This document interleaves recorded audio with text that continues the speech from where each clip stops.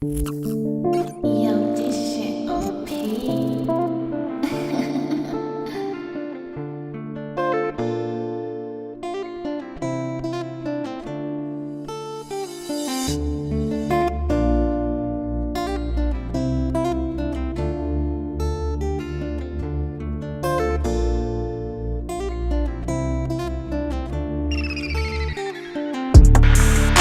What's up guys, Lindell back again with another episode of Lindell Brooks Aquaponics. On today's video, I want to discuss with you guys the aquaculture side of aquaponics.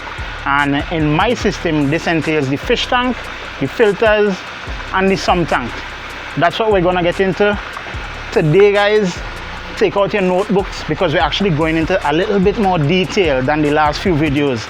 Get your notebooks out, take notes for all you guys who we're ready to start up your own system, do something for yourself. Guys, this is the first of it. Let's go, let's get into it. Thanks for watching. Okay guys, so we're back at my fish tanks now. A question that pops up when you're looking to start aquaponics is, what am I going to use as my fish tanks? Well, let me tell you, the first thing you want to think about is what containers you have. And you know what, I actually like recycling stuff. So you may have like an old bathtub or maybe an old cut tank in the back of your yard, or maybe it could be those blue barrels that you see around. What I use in my system are these IBC tanks. Okay, now one main thing you have to think about when getting your whatever it is you're going to store your fish in, your fish tanks, is what material it's made of and what was stored in those tanks before you're actually going to put the fish in there. You have to ensure that whatever it is that was in the tanks were food grade or food grade material.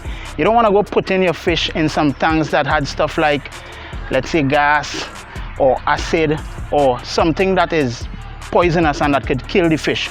So that's a main topic, because when I started, I used materials that I didn't know. I did not have experience. I went and looked it up, and now I know that make sure it's food grade, otherwise you'll kill your fish. And even if the fish don't die, the plants could be absorbing a poison that you don't want to eat or you don't want to consume, and you don't want none of that for yourself, right? So make sure that it's food of food grade material. So in my aquaponics system, I have 2 IBC tanks. Now these are international bulk containers. They use these containers to ship goods like all over the world. I'm sure a lot of you know these or see these, have seen these in like everywhere, right? So I got these. What they had in these containers were actually dishwashing liquid. So that is food grade. So all I had to do before I set them up in my system was just clean it out, make sure I thoroughly clean it out, and then do what I had to do from here on. In my 2 containers, I basically have like 50 fish in this tank and 50 fish in this tank, right? Now, in another video, I'm gonna actually talk about stocking density. Stocking density is basically how much fish you could put in your tanks according to the amount of gallons of water. In another video, I'm going to talk about that.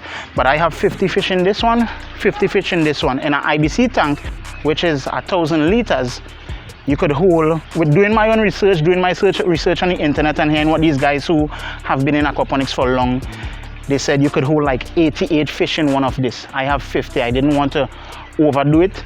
I stuck with 50, and I know 100 fish together was enough to feed, to supply the nutrients for the plants that I have in my system.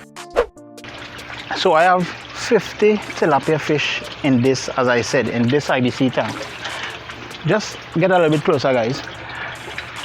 So I have the water coming from my sump tank, right? Coming right here. One thing you want to make sure is that this entire IBC tank, your entire fish pond, your entire fish tank, is refilled or changed out, if you want to say, every single hour. So the flow rate that is coming from this pipe, you want to ensure that this flow rate can refill your tank every single hour. That's how we get to ensure that the fish have clean water coming back in here, plus recycling the fish waste and so on. We want this pond changing out the water every single hour, right? Another thing you want to look at is oxygen in your water. right? So as long as this tank is refilled every single hour, then the oxygen in the water actually circulates a lot more. The fish need oxygen, the plant need oxygen. Oxygen in your entire system is important, and as you can see here, I have this creating oxygen in the water, which is my pressure line coming from the sump tank, and I also have an air stone on this side. Let me just see if I can take it out. I also have an air stone in my system. This ensures that the fish are happy and getting as much oxygen as they can. That's about it for the fish tank for now. Let's move on to the filters. Okay guys, the next step in my aquaponics system are the filters. When I just started aquaponics and had like really small systems, something that used to puzzle me is, do you actually need filters in the aquaponics system? And I would say if you start small, maybe no, you don't, because I've built home systems for people and for myself in the beginning, and I did not use filters. So the next thing is, as I spoke about in an earlier video, the plants don't use the fish waste, the plants don't use the poop, they actually use the nutrients that you get from it, right? So in a bigger system like what I have, yes, it's still considered a backyard aquaponics system, but in a system this size, you actually need filters. Why? Because there's so much. You feed your fish every single day, and this amount of waste, this amount of poop, it gathers up and it gets everywhere. The plants don't need the waste itself, it needs what the waste turns into, right? And it also causes something what you call anaerobic zones in your aquaponics system. What is the anaerobic zones? It's where you have a lot of gather up of fish waste at your plant roots, and this causes root rot in your plants.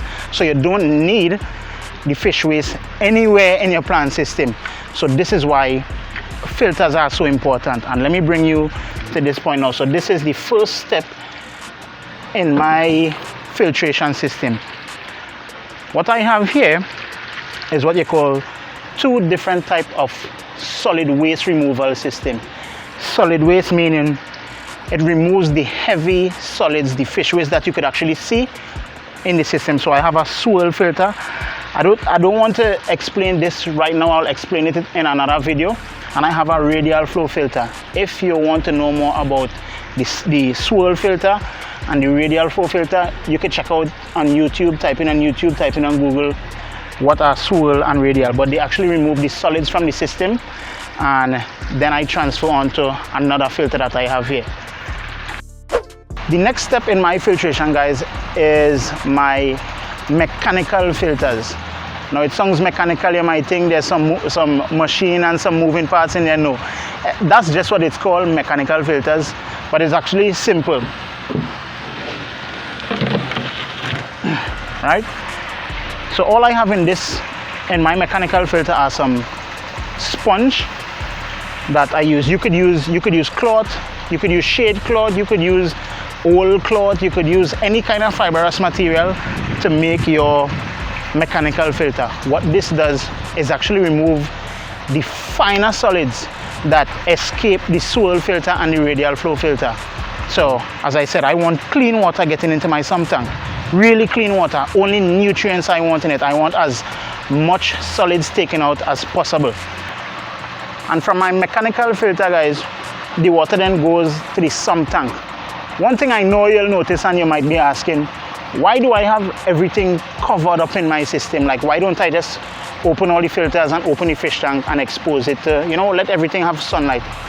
Anytime you have sunlight shining in all this nutrient-filled water, you are going to have algae, or what we call moss. Moss, like that's just a local term for us. You're gonna have a lot of moss in the system, and we don't want that. Algae is a whole lot better at absorbing nutrients and oxygen than the plants actually could. And once they take out the nutrients and oxygen in the water that the plant need, then you would not have growing plants. And the simplest way to get rid of algae is by covering up everything. As long as sunlight does not shine in your nutrient-filled water, you won't have algae. So no sunlight, no algae. It's as easy as that. Cover up every single exposed water you have and you will not have a problem with algae or, as I said, moss growing in your system. Let's move to the sump tank now. So you're gonna hear me talking a lot about sump tank in the aquaponics system. The sump tank is of so much importance. I'll actually do a video on the sump tank by itself.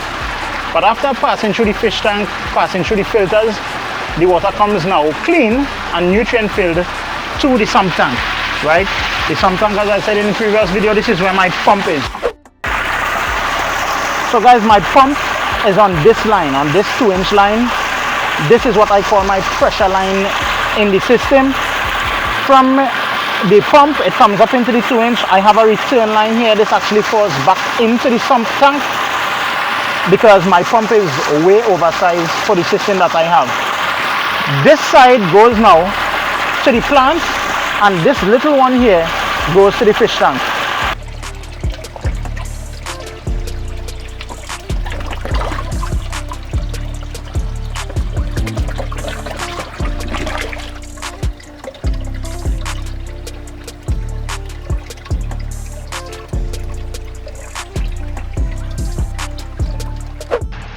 So guys, thank you so much for watching. That's it for the information today on the aquaculture side of my aquaponics system. I want to thank Robert Yates for lending me this mic. The audio should be sounding good on this video. He also has a YouTube channel. I'll put it up to the end of the video. It's called Equilibrium Media.